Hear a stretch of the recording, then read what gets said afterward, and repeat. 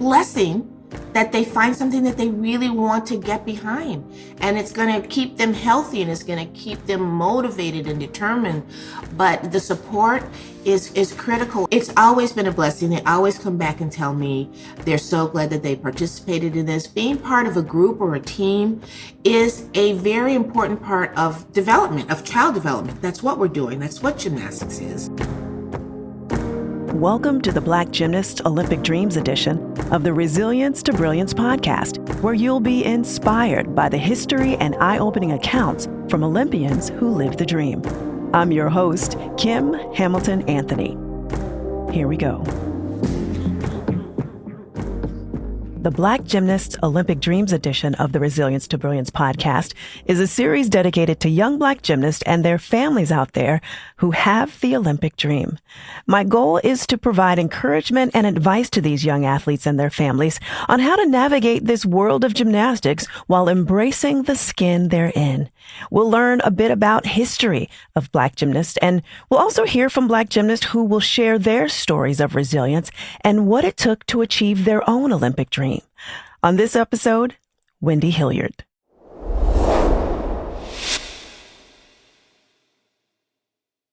Wendy Hilliard has been a major influencer in women's Olympic and community sports. A record-setting 9-time U.S. rhythmic gymnastics national team member, she actually competed in 3 world championships and the 1984 Olympic trials. She is the founder of Wendy Hilliard Gymnastics Foundation, where she is making gymnastics accessible to under-resourced communities. She has provided free gymnastics to over 25,000 disadvantaged children. Wendy and I had this joyful and informative conversation about her story, the history of Black gymnasts, and she also gave some excellent advice for athletes and parents who are on their own gymnastics journey. Let's listen.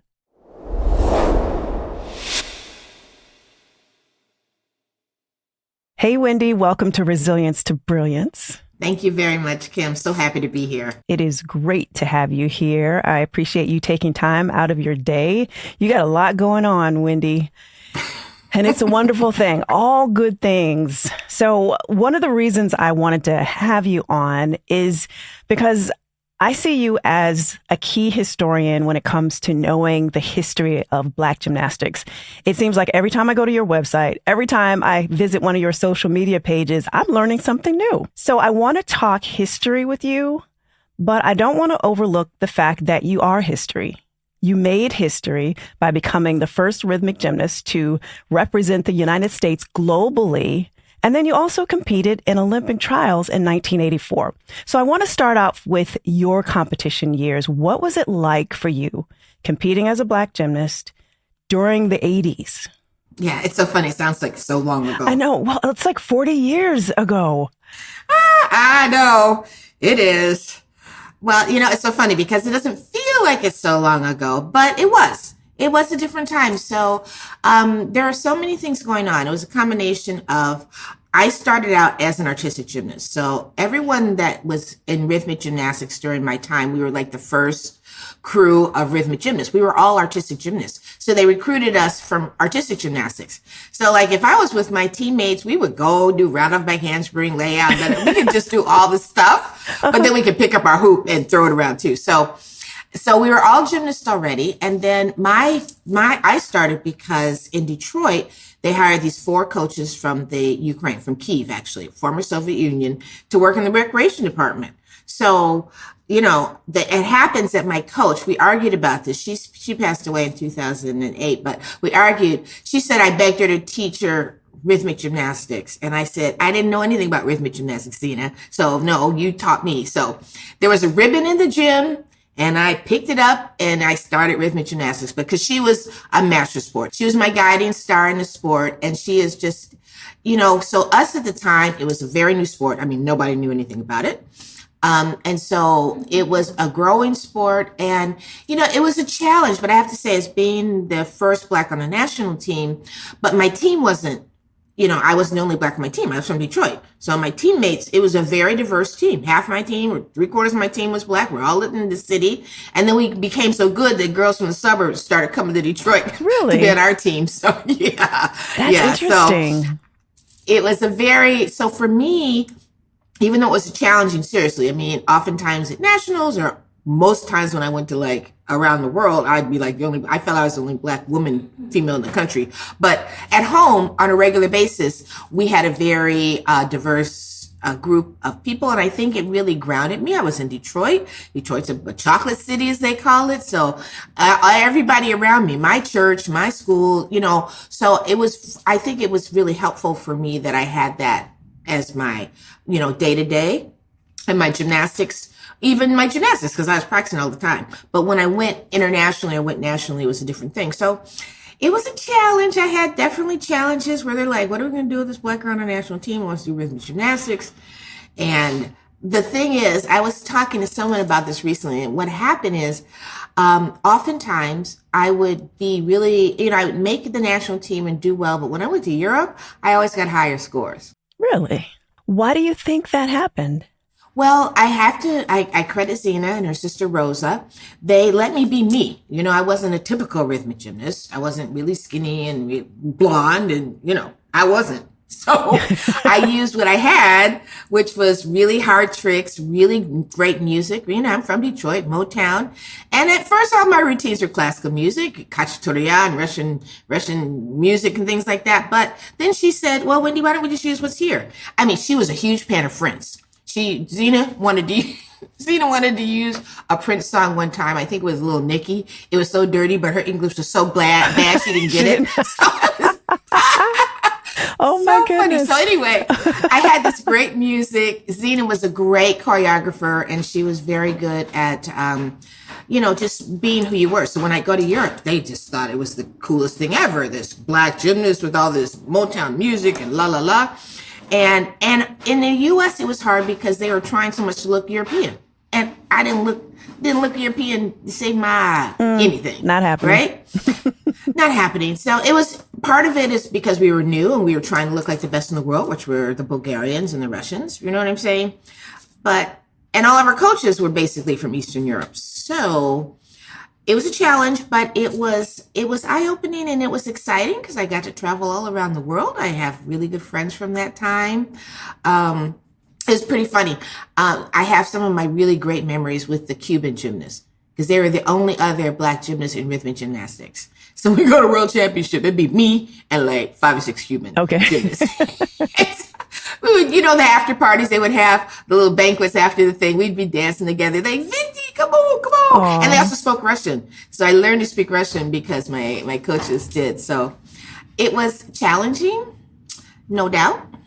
But I think it's because I just love doing gymnastics so much.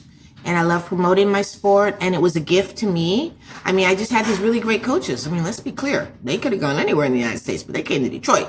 I got to thank my mother for that. But, they were, our environment was really, it was hard, but it was also loving and it was innovative. And so I have no complaints from that standpoint. Now, there are a couple incidents that I could have done without, but Now, one of the things that I heard you talk about was how when it came down to making the world championship team at some point, you were told that you couldn't make the team because I guess you didn't blend in. You didn't look that look. And you mentioned a little bit earlier, you weren't blonde. You weren't like stick thin, like most rhythmic gymnasts were at that time.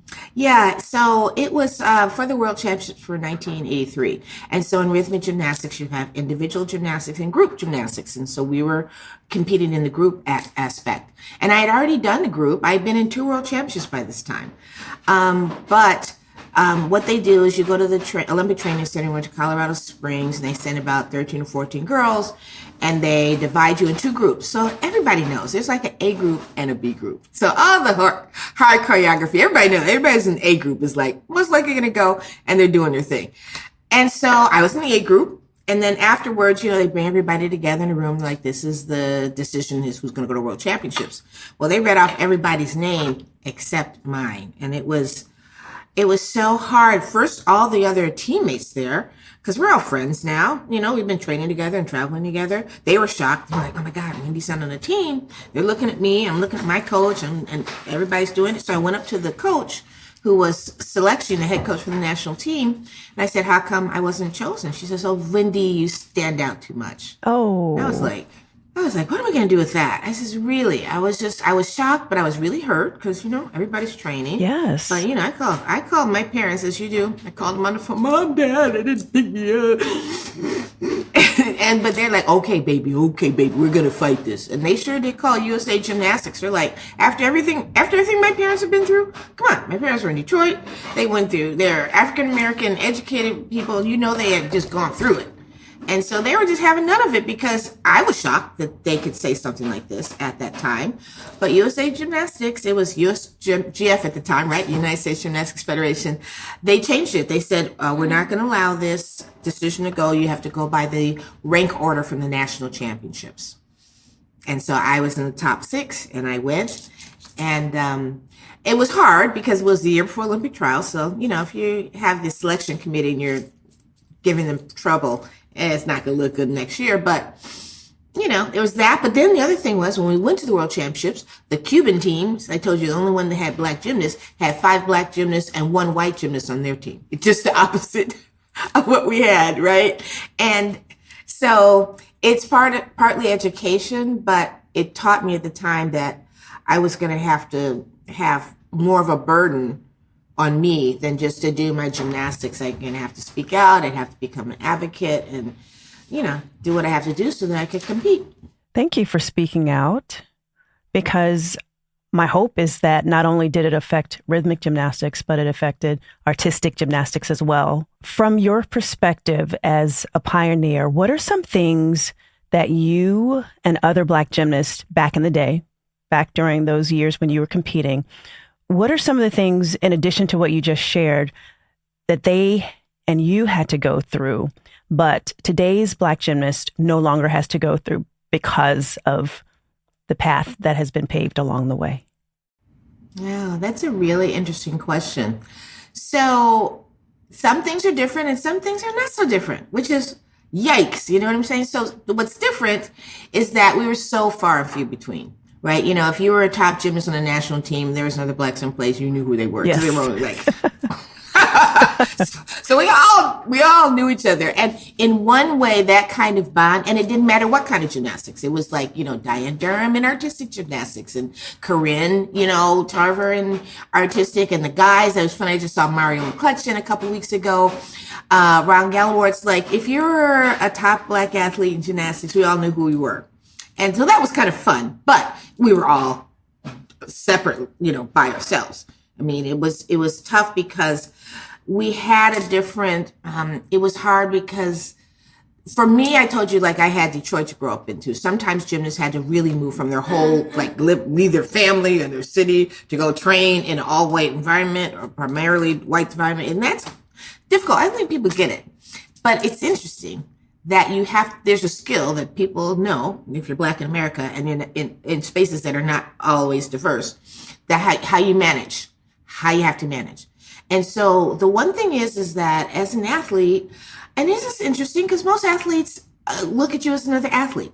That was never a problem. It wasn't my other athlete friends that I had a problem with. It was the judges and the officials, and laka. That was the issue. And so the difference I think now is that, well, you got social media. So you can put your story out there instead of relying on other people to put your story out.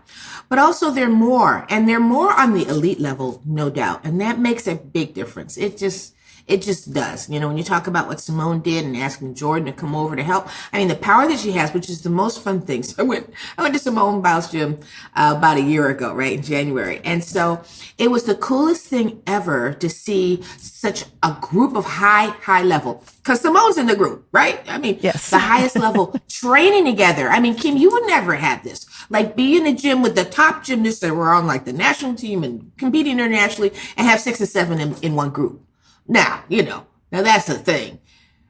So that's got to feel super great, because I tell people though, it's great on the high level in some areas, but in the grassroots, because gymnastics is still very inaccessible and expensive, you don't see as many as a group. So that's why I have my foundation. But I would say for athletes now, you get to story out. You can be with more people on your level, which is really lovely. Y'all could do each other's hair if you need to. You know, I'm like, we didn't have that. No. Yeah. Yeah. How's your leotard going to stay down? You know, the stories, you know, it's, and you know, during our time, the manufacturer was ASICS. It was Japanese manufacturer that was doing the national team, and they had no room in the leotard from nobody's butt up in there. I was like, come on. Sorry, this is the truth, but you got to deal with these. Yes. No, I'm just saying there are little things that people don't think about in gymnastics that you had that are specific to culture, right? And if you're by yourself and you're in the middle of some other country, someplace else, it can be very challenging. But having a sisterhood and having other people understand your journey makes a big difference. Now, this topic is really near and dear to your heart, that you have even advocated for the sport at the government level. Tell me about that experience. Wow. Well, you know, it's interesting. So we got a call last year. There's Amelia Sykes, who's a congresswoman out of Ohio, and she was a gymnast. And so she had us speak at the Congressional Black Caucus about Black females in gymnastics. It was me. Corinne was invited. Umi, who's the coach over at Rutgers. Morgan from Fisk was there. And also Louise, who's on the board of, Lois, who's on the board of USA Gymnastics. It was really wonderful because, for one, the congresswoman, you know, she was passionate about gymnastics. She said, I was like a level 9. I loved it. She had her whole, like, what she did, a YouTube channel introducing herself as like in a gymnastics gym. So she said, it shaped me as a woman and as an advocate. And that's true. Let me tell you, if you're going to be practicing gymnastics on a high level for a long time, you're going to be disciplined. You're going to be resilient. You're going to be a lot of things. And so this is what she did. And she said that she saw the rise of the gymnast. So we got to tell our stories on Congress at the Congressional Black Caucus. But I've kind of started from the 80s to be an advocate because they just started giving athletes voice. So they have an athletes council that was just developed for USA Gymnastics in the 80s. And so I was on that. And my teammates voted on me like, Wendy knows how to stick up for herself. So we want her to be our representative. So it kind of started from there. And then I went to the Women's Sports Foundation. So becoming an advocate started because of the challenges I had, but it also just kind of turned into something that I wanted to do and that all athletes really need to have. Athletes need to have voices, as we well know. Yes, we do. In 1996, you founded the Wendy Hilliard Gymnastics Foundation. You mentioned that a little bit earlier. What made you start the foundation, and what is it that you offer the community? Well, I started the foundation because I became a coach. My gymnast, Aliane Backrow Wilson, married Blaine Wilson, was in the 96 Olympics. And so after she went for group. I decided enough of the high level elite. It was still, the sport was not very diverse by this time. It was so expensive. Her mother used to say, Wendy, this is such an elitist sport. You know, I just paying so much money to do it. I was like, you got a point there. And so I really wanted to go back to grassroots because, for one, you know, being on the elite level and then training an elite athlete means you're spending a lot of time in the gym. It just, And so I was kind of over that. And also I had just finished my tenure as president of the Women's Sports Foundation. So I really understood a lot more about fundraising. And one of my board members, you know, the Olympic Committee at the time, it's now the OPC, but the Olympic Committee had a grant for emerging sports. So I'm a writer. I went to school. I learned how to write. I wrote this grant for rhythmic gymnastics, and they gave it to me. And so, to be honest with you, I wish I could say we had this big grand plan. We did not. I just jumped into it. But it was based on my career as a gymnast that I was able to do gymnastics with really good coaching, and it didn't cost me a lot. in a community, in an urban community. And that's really what we do. We provide free and low cost gymnastics for kids. We're in Detroit. We're in Harlem. The kids can walk to the gymnastics gym. If they can't afford it, we give them scholarships. I raise a lot of money because gymnastics, as much as I love the sport, has not gotten any cheaper by far. But outside of that, but the thing is that what's really wonderful is the kids, especially now we have all these top athletes that are inspiring these young kids. Like, we didn't have any of that. We couldn't turn on the TV and see anybody look like us for 20 years before. It took a while. It took a minute. And so they have people to inspire them. And so it's a really joy in the gym that they come in and they just get access to do gymnastics. And if they have the talent and determination and drive to take it to the next level, we support them all the way to however high they can compete. And we've had national team members, and we do now. Nice. 2 of them. Congratulations. Thank you. That's amazing. Now, I love what you're doing with the foundation and the fact that you're making gymnastics more accessible to under-resourced communities. There's a lot of talent out there. Wendy, I remember flipping around on the sidewalks, and a lot of other kids could flip around on the sidewalks like me, but I had the opportunity to take that further, and my mom sacrificed in order for me to do that. But there's so much untapped talent out there, and you're given the opportunity. Yeah, it's really lovely because the other thing is that we have a lot of talent because one of our national team members, Zaquay, he lives in public housing in the Polo Grounds, which is, 5 or 6 blocks from the gym. But because of the sponsorship and the partnership we have, all of his gymnastics has been paid for. But he came from being one of those really talented kids that could flip. One of our coaches, Dennis, saw him, brought him over to the gym, and now he got a bronze medal in tumbling at the World Championships last year. So it's like you have this access if they can get to it, because as you know, it's one thing. It's still to be on elite level. You still have to have the determination. His parents are right there in there supporting it, and so it still takes a village to get an elite athlete. But it is about having access and the talent. I have to say, it's really wonderful because in addition to us having a lot of talent, a lot of the kids are not doing a gazillion other things. So if they want to do gymnastics with us, gymnastics is their thing. It's not gymnastics and this and that and that, because as you know, if you want to get good at something, you got to focus on one. And so a lot of our athletes stay focused on gymnastics. Right. I want you to speak to the parent out there. You're talking about the amount of support an athlete needs. My husband and I've had a heart to help under-resourced kids who have gymnastics talent to be in gymnastics classes, compete at higher levels. And there was one particular little boy. I saw him just flipping around on the sidewalks, and my husband and I paid for him to train. And he was amazing, so gifted. And I really felt like he was going to go far. But his mother didn't understand the gift that her son had. And she wasn't supportive at all. And unfortunately, that young man's life took a bad turn.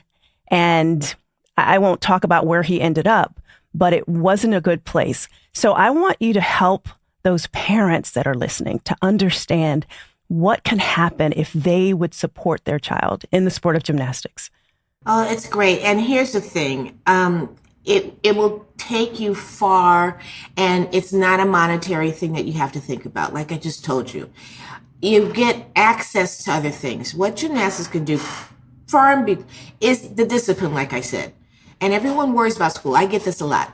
My kid didn't do good on his test, so I'm taking him out of gymnastics till he does better on his test until he does. I'm like, don't do that. do not. I had to do that one for Zaquay one year. His mother was like, Zaquay's not doing good. I'm not going to let him go to nationals this year. I'm like, oh my gosh, I got to tell his coach, which his coach will be so upset. So I'm like, I said, give me a week. I'll work it out. So I was able to get Zaquay to nationals, and he won once he went there. So I'm like, yes. But here's the thing for parents. And Zaquay's parents have been good, but I do take them along. But here's the thing. the experiences that they can have. For one, they'll be very well trained, disciplined. They'll know how to get through ups and downs. They'll know so many life lessons that they'll do just by participating in gymnastics. And when you put something, the emphasis, sometimes parents get, their grade's going to do this, or is going to get a scholarship. Maybe not. It's not about that. It really is about being the best you can be. The confidence. And I'm like, if you got girls out there, I'm like, you got to keep them in sports. Let me tell you, half the reason what I do is to keep my girls in sports so that they will be confident with their bodies, right? They'll be disciplined. Whenever they go away, they come back to college. They're like, oh, Coach Wendy, I do so good. I really miss training so hard. But when I do this, I work this hard. They have all this background. So I do that for my girls especially, but for girls and boys, it's just when you support your kid and you have to do it, it's one of those things that you just have to go with it. If they're happy, and let me tell you, if they have a passion for something, it's like you got to run with it because kids are all over the place. They have so many things. If they find something that they want to do, and you're going to have to want to do gymnastics. Let me tell you, parents, you can't do it for your kids. Your kids are going to have to want to do it. Gymnastics is one of those things that you can try as you may, but it is too freaking hard. So it's only if your kid wants to do it. So if the kid wants to do it, it's such a blessing that they find something that they really want to get behind. And it's going to keep them healthy, and it's going to keep them motivated and determined. But the support is critical. And you may think about other things on the side, but I would just tell you, everybody that I've gone through 25,000 kids in gymnastics, right? But a lot of elite athletes, probably like 300 athletes that have competed, right? It's always been a blessing. They always come back and tell me they're so glad that they participated in this. Being part of a group or a team is a very important part of development, of child development. That's what we're doing. That's what gymnastics is. And especially now, because after COVID, yikes, do we need the kids back in the gym? Do you need them off their phones? Yo, let me tell you, at least if they're doing gymnastics, they're off their phones for 2 or 3 hours. That's a blessing. It's like, let's go for little things. But the support thing, I think for parents, just go with it. Support as much as you can. And if not, you can ask for help. And this is the other thing, you may not have the resources right there, but other people really appreciate if you have your child and they're doing something and you ask for a little help, they will jump in there in a minute because they want our young people to be active.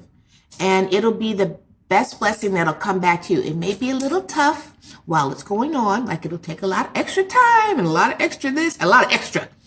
But in the end, it'll be worth it. When I think about what you just shared, you have debunked a myth that I think way too many people believe. And that is when you're in gymnastics, the Olympics is the ultimate goal and pretty much the only goal. And if you don't make the Olympic team, then your career is worth little to nothing. And what you're saying is there's so much more to gymnastics than the Olympics. The Olympics are great. It's, a wonderful opportunity. You're at the peak of the sport, but there's so much more that translates into every aspect of life. It's true. People have to understand, and if you're not in sports, you may not get it, but it's a whole community. So the Olympic team this year is like 5 people on the team, but you have so many people that go to trials. So that's like another 10 people that go to trials, but it's a system, and everybody that's been on that journey is supporting what it is. Olympians are great, and I give them, it's great. You only have 565 of them every 4 years for the summer games in total of all the sports. But the thing is for me, and I didn't make the Olympic team, but I went to 3 world championships, 15 foreign countries. I used to live a life, seriously, when I was competing on the national team. I was like, well, I got to go to Czech I'm going to go to Germany in a few months. It was just like my life was pretty on it as far as the opportunities I had. But it's really what it is. And these kids do it. Even my kids, they go to gymnastics camp, they travel here for a competition. And it's so, it's opening their eyes to a different world. And that's what it is. You get to experience, and you experience it not because you have the money to go experience it. You experience it because you have a skill. And in order to experience, you have to do good at your skill. I'm like, that's a really good lesson. You got to be good at something if you want to get something good. Mm-hmm. So, that's what we're teaching them. You get to go to this competition and get on a plane and miss a day of school, but you get to go on this competition and go see your friends. But that's only because you're training hard, right? You're committed to doing something. So this kind of lesson is what you want to teach young people, to get an experience or to get perks because you've worked for it. Let's be clear. That's how this life works. So that's what we're trying to do. That's a priceless lesson, Wendy. Now, the history of Blacks in gymnastics. Let's talk about that. I think it's important because whenever you see someone in a space who looks like you, it gives you this sense of empowerment that you can get there too. I remember in my first state meet in Virginia back in, I don't even know, in the 70s, because I started gymnastics in the late 70s. And I was competing and there was one other little Black girl and we had to do a dive roll in our floor routine, compulsories. And she did the most beautiful arched dive roll. And my coach had been trying to get all of us to do that as well, but nobody could do it. But when I saw her, I thought, oh, if she can do that, then I must be able to do that too. And I did it. And my coach looked at me and said, where did that come from? And I felt like as a 9-year-old is when I started, I felt like seeing her, she looked like me. So that meant that I could be just as good as she is. But in my mind, somehow I had learned, or maybe I caught from circumstances, that I would always be inferior when it came to gymnastics and probably some other aspects of life, which was a lie, of course. But let's talk about the history and what we have going for us and for those young athletes to know. That it's long, that our history is long, and we've been around for a long time. And to realize that it took a bit of digging to get the information, right? Right now, the news travels much faster and things like that. But how it happened, so Pam Majumdar does my social media for my Gymnastics Foundation. She's worked for me for a long time. So at one point, periodically, 8 or 9 years ago, I'm like, I need to find some information. It was like February Black History Month. I'm like, there's nothing out for gymnastics. There was nothing for me to find. So we started digging. So it was a thing. And one of the things I did, so A.B. Grossfeld is he's Olympic coach, and he's from New York. So we stay in touch. And I just emailed him like, A.B., because he was like on the Olympic team in the 50s. I'm like, A.B., do you know anything about any Black gymnasts back in the day or whatever? He sent me this email with like about 25 names, and it was gold. Goodness. I was like, A.B., because he was a historian anyway, but he knew people. He knew Sid Oglesby, who was the first Black to win an NC2A championship in like vault in the 50s, right? He told me about James Kennedy Allen, which I had to double dig on. So James Kennedy Allen competed for the Olympic team, the men's Olympic team in gymnastics in 1968. All of us thought that Ron Gallimore was the first Black to make Olympic team, right? That's what we all thought. Had no idea. So when I was digging, he told me, I said, I've never heard of this guy. What do you mean? And so he says, well, call Mako, because he used to train with him and his brother. So Mako was the coach, the UCLA men's coach, who was living in like Hawaii. And so I call Mako. He's like, hi, Wendy. I'm good. I'm retired. He said, oh yeah, James is Black. We used to train together. Yeah, he's a Black guy. Because what James told the press in 1968, because he was interviewed, because people have to remember 1968 was a very volatile time of race relations in America, and a lot of the Blacks did not go to the Olympics. They said, I'm not going because I can go to the Olympics and win a gold medal, but I can come back and I can't be a man or a female. So he told the reporter, he's like, I'm not Black, I'm American Indian. He said at the time, Native American. And so, and he probably has that Kanadi. He has that in his heritage, his thing. But then everybody just forgot. He didn't really want to have to carry that mantle. It was such a fraught time. So everybody kind of forgot about it. And then I discovered that. And that was one of the things. So we also found out in 1972, Alexandra Nicholson was the first Black woman to win a world championship in trampoline, Oh, right? yes. So we just found out all of this information, and I think people, I mean, I really think it did take digging, but we were also able to highlight folks. I was talking to Shanae, who's an acrosport athlete, and she was like a world champion, right, in acrobatics, and she's really fabulous. But we want to highlight not just artistic gymnastics or even just rhythmic gymnastics, but trampoline, tumbling, acrobatics. We have a long history, and people should be really proud of that as we continue to make history, like Fisk University and now Talladega and Simone Biles and Gabby Douglas. Now, Gabby, I was on hand for that one, and that was powerful. History makes a difference, and I'm glad that people now come to us. It's really funny. We're a gymnastics foundation. BBC be reaching out to us. It's like, can you give us a history? Because one of the British athletes won the gold medal on parallel bars, and they're like, we need some background. I was like, okay, there you go, guys. Yes. Yeah, that is so good. So, you talked about several of the amazing Black gymnasts who are out there today. There are a lot of Black gymnasts and their parents who are going to have their eye on the 2024 Olympic trials, because there will likely be more athletes competing at that level who look like them than ever before. So what wisdom and encouragement can you give to that gymnast and the family listening right now as they travel their own gymnastics journey? Because not only have you been there yourself, but you have a son who is there. I say to those parents, like we were talking earlier, you just got to support your child. There are ups and downs, as you know, in gymnastics, and that's the biggest lesson. And to be honest with you, it's harder to take as a parent. And I will telling you this as a parent. I had to watch my son compete. And if he makes a mistake, I'm devastated. And I'm sitting up in the audience. Ooh, I can be on the floor. I've coached, I don't really coach him directly, but I can oftentimes be on the floor because I can. But it's really hard. And you guys, parents, you can have this. It's very hard as a parent to watch your child compete sometimes or go through the ups and downs. It's really tough because you want to be able to be there.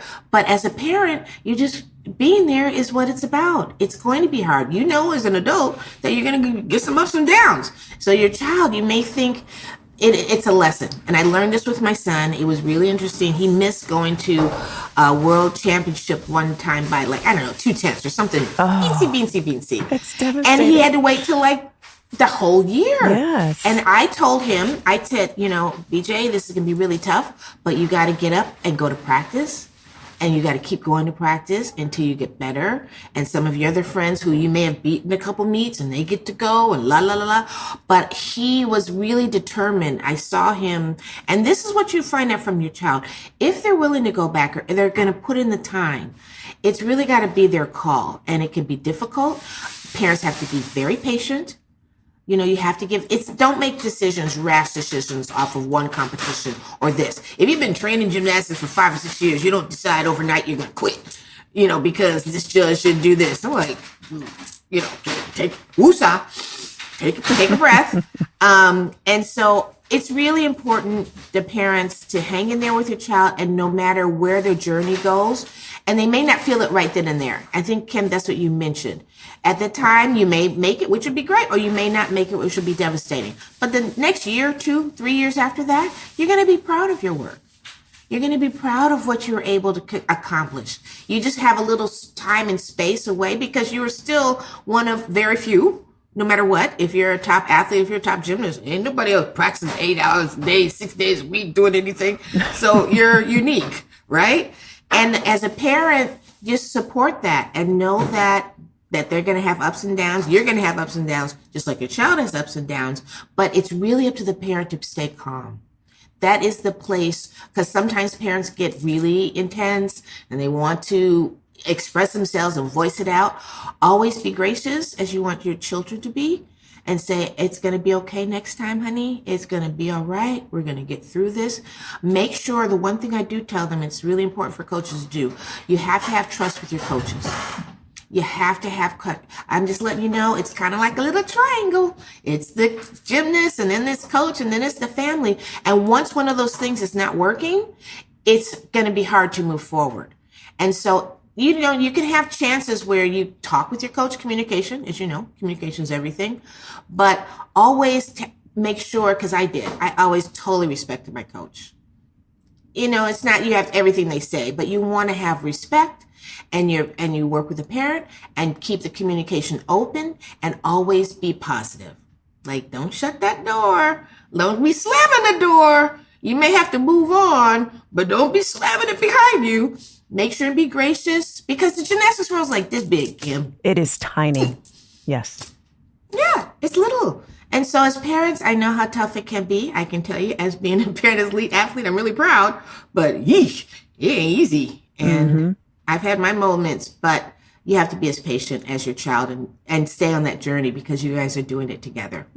Such great advice, Wendy. And you actually have a podcast dedicated to parents raising high-level athletes. Can you tell me how to find that? Yeah, well, it's all over in all this Spotify and Apple, things like that. It's called Champion Sports Moms. And what we do is I talk to champion athletes of all different sports. Like any basketball, wheelchair basketball, it can be gymnastics, it can be anything. We have wrestling, and we talk to them because I want parents to get a full, well-rounded advice from different parents. And some of the parents, Michelle Dussert, who was a gymnastics Olympian, her daughter was an elite wheelchair athlete, and how she had to navigate having a child that had a disability and how to keep them in sports. And then I talked to Elena Nichols, who is a champion Paralympic athlete for wheelchair basketball and skiing, and how she parents, right? She has a young child who is able-bodied, but she's got a disability. So sports is a wonderful way to navigate your way through life on different levels. And what we do for Champion Sports Mom is just try to give the best advice for the kids we got and how we're gaining there through sports. Because as you know, Kim, the other thing you have is you have this experience as being an athlete, and you can bring that onto your child. That's so good. Now, I'm going to put you on the spot here. We've talked about the Wendy Hilliard Gymnastics Foundation. If there's someone listening and they want to bring your program to their city, how can they make that happen? Work really hard. No, there you go. It's a thing. So reach out to me. Yeah, no, that's a curveball. So, and I do this in different cities because it's a mission of mine. So reach out to me, reach out through our foundation. But also it's about relationships too. Gymnastics needs to be more accessible across. I'm working on some other projects in new cities because, and this is really interesting. A lot of the YMCAs had a lot of gymnastics, but they're reducing the amount of gymnastics. They're kind of switched them out for soccer, and which is, I have nothing against women's soccer, but it's like a financial thing. You can have one coach with 25 or 30 kids, or you can have 6 coaches that need to be with, you know what I'm saying? It's a thing. And so unfortunately, the middle part where a lot of people who did gymnastics, at an entry level, right? In gymnastics, a lot of people weren't able to do it because you need a middle place, because private gyms can be expensive and they're usually not close by anywhere. And then also if you want to do something like I'm doing, you got to have relationships. You got to talk to, talk to the people in the recreation department, talk to city officials. You really talk it up. It's a planning effort, but gymnastics, as you know, is a really great foundational sport. It's a really great sport. Like, even if you don't stay in gymnastics, all the people that leave my team go, and they're the star on the volleyball team, and then the star on the soccer team. Such a great foundation, huh? Yeah, it's a great foundational sport. So just be active and be active in your community. I'm a big community person, as you know, and I think we need that one. So if you are inspired to go out and do it, bless you. And I'll be here to help. Well, okay, that's good to know, because I was saying, what if they want the Wendy Hilliard Foundation to be in their city? So you are willing to help someone, give wisdom, give advice, and maybe expand your horizons. I know you're in Harlem and Detroit already. I'm in Yeah. Harlem, Detroit. I have a couple other things working on. And if we All can get right. this model going, we can bring gymnastics back to the city, back to the Yes. urban areas. I love it. I love it. Okay, Wendy, you are an amazing woman. You've accomplished so much as an athlete and in your post-athletic career. And you're absolutely brilliant.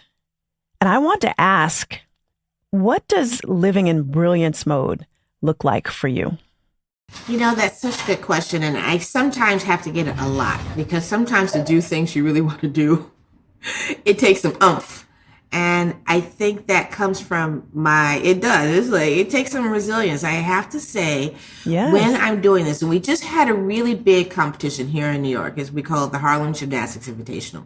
We had 800 athletes and, like 4,000 people coming through. And it's like an artistic and rhythmic and TNT. It was just, everybody's flying everywhere for 3 days. But you know what? As their team, we brought it together is that you have to have courage to go out to do something, right? So if you're the courage, you're going to take on whatever it is the challenge is. And then you have to have confidence in yourself. And I'm not trying to say this in a thing, but gymnastics gives you some confidence. Who else is going to go out on a mat by themselves and be judged by 4 people? Right. Come on. If you're going to go out there and put yourself out there from Big the time time. you're little for like 10 or 12 years, you're going to get some confidence up in there. So, I gain confidence when I'm in my brilliance. I just kind of tell myself that you have the experience, you have the knowledge, you've done your homework. Let's be clear. You can't just fly. You have to do the work, which is often the research or whatever. And I feel confident in moving forward when I have all that pulled together. I've done everything I could do. I've written it down, I've done my work, and I'm out there. And so you just got to get out there. So I feel most confidence because I've got some challenges up in here I've got to handle, and I'm just going to keep on keeping on. Keep keeping on. So my final question for you is similar, but what might brilliance mode look like for the gymnast who's listening to you right now? For the gymnast that's listening, if you already have the love of gymnastics, which is great, and what you want to do is, the sport will do a lot for you, but you can do a lot for your sport in bringing your personality to the sport and what you want to do. And I do that in saying is have confidence in your abilities. You have to have confidence in your abilities to perform well. You can't be second guessing when you're about to do that release on the bar. You can't be second guessing when you're about to do this. You gotta have confidence. And so appreciate the practice and learn to love the hard work. I think that's the key is put confidence in that. If you do your homework, and your homework meaning if you practice that thing again and again and the same skill, and you come back and do it, then that's what gives you the confidence. And so what makes competing worthwhile is knowing that you've done the work before you got to the competition, right? Know that you put in your time, and then when you get out there, it's time to shine. It's like, go. That's what you do. You have to do both of them together. Either one of them won't work without the other one, though. Okay. Thank you, Wendy.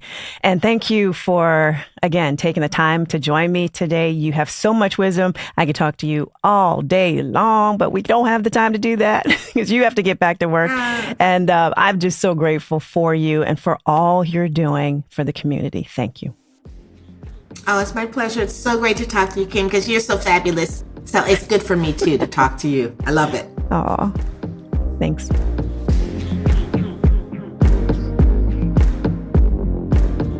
Thanks for listening. If you want to learn more about Wendy Hilliard, check out our show notes on inbrilliancemode.com/podcast. And to connect with Wendy on Instagram, follow her at Wendy Hilliard Foundation. If you've enjoyed this episode of Resilience to Brilliance, please share it with others who might be encouraged by it. And to make sure you don't miss future episodes, follow or subscribe to the Resilience to Brilliance podcast on YouTube and on your favorite podcast platforms. You can also follow me on Instagram at RealKimAnthony.